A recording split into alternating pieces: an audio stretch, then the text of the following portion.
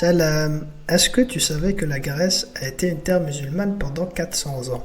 Eh oui, il y a eu des Grecs musulmans, et ils étaient partout dans le pays jusqu'au jour où on a décidé d'effacer leur existence. À l'époque de l'Empire ottoman, l'islam était bien implanté en Grèce, des villes comme Athènes, Thessalonique ou encore les îles Égéennes comptaient de nombreux musulmans.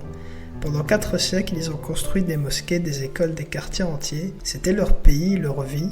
Mais après la chute de l'Empire ottoman, les puissances occidentales ont soutenu l'indépendance grecque et ont voulu en faire un pays exclusivement chrétien. C'est là qu'intervient le traité de Lausanne en 1923. Ce traité impose un échange forcé de population entre la Grèce et la Turquie. Et résultat, 500 000 musulmans grecs sont forcés de quitter leur terre natale pour s'installer en Turquie. Ils laissent derrière eux des siècles d'histoire, des mosquées, des maisons, des souvenirs. Et pour effacer toute trace de leur existence, la majorité des mosquées de Grèce sont dynamitées ou transformées en églises, en musées ou en bâtiments publics. Les minarets sont particulièrement ciblés et illustrent une volonté d'effacer les symboles visibles de l'identité musulmane en Grèce, comme c'est le cas pour la mosquée Hassan Pacha en Crète ou encore la mosquée Veli Pacha à Ioannina.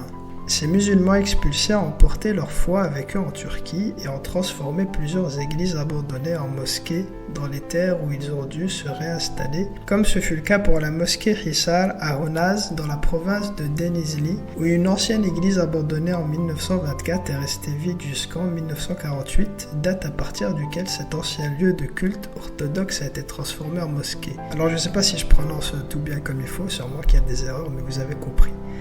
Si tu as aimé cette anecdote, abonne-toi pour en avoir d'autres et partage cette vidéo avec un ami ou une amie grec ou turc que tu connais. C'est certain que tu vas lui apprendre quelque chose. Salam.